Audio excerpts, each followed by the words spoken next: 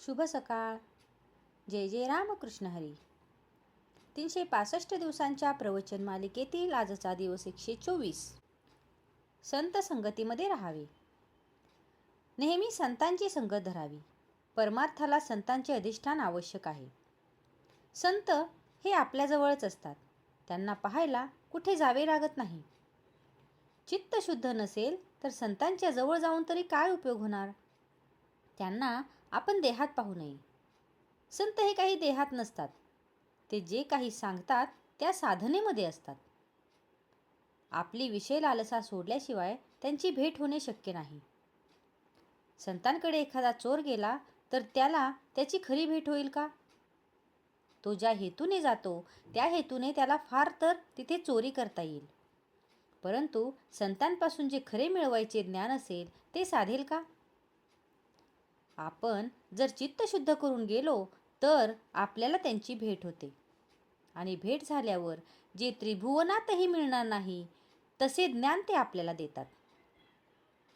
एक जण एका संतांकडे नेहमी दर्शनाला येत असे. तिथे इतर मंडळी पुष्कळ असत. पण तो कुणाशीही बोलत नसे. कुणी काही विचारले तर उत्तर देत नसे. सदैव त्याची मुद्रा खिन्न असे. कुणालाही त्याच्याशी बोलावे असे वाटत नसे. असे काही दिवस गेले. पुढे एक दिवस ते सद्गुरू म्हणाले, माझा तो वेडा कुठे आहे? तो आज का आला नाही?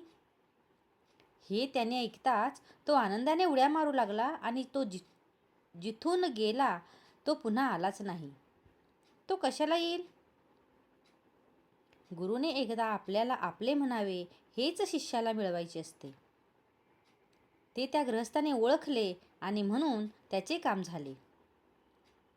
गुरु तुम्हाला तुम्ही माझे झालात असे म्हणत असताना सुद्धा तुम्ही ते ओळखत नाही.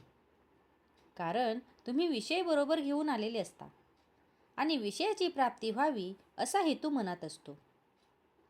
याउलट गुरु तुम्हाला निवृत्ती देतात. निवृत्ती दिल्यावर विषयाची प्राप्ती व्हावी ही आठवणच जाते. जसे तहान लागल्यावर पाणी हवेसे वाटते पण तेच पाणी पोटभर प्यायल्यावर नकोसे वाटते, म्हणजे त्याची निवृत्ती होते. आपला यावर आज विश्वास बसायचा नाही, पण हा विश्वास बसायला भगवंताचे नामस्मरण केले पाहिजे. नामाने ते कार्य होते म्हणून नामस्मरण करीत जावे. नामाने काळजी वाटणे नाहीसे होते आणि मग तळमळ देखील आपोआप जाते. मन आपल्याला विषयांचा आहेर करीत असताना आपण त्याला नामाचा आहेर करावा. आपण आपल्या अंतःकरणाला नामाची धग लावावी. त्याने अंतःकरण उकळले की दोष वर येतील. ते काढून टाकले की अंतःकरण शुद्ध होईल. शुद्ध अंतःकरण ठेवून नाम घेतले तर ते भगवंताच्या कृपेचा अनुभव देईल. नामानेच अंतरंग शुद्ध बनते. नामानेच मन अंतरात प्रवेश करून स्थिर बनते. संत सांगतील तेच करणे हीच त्यांची खरी सेवा आहे. आजचा हा भाग तुम्हाला कसा वाटला हे कमेंट करून नक्की सांगा. कमेंटमध्ये लिहा. जय जय रामकृष्ण हरी.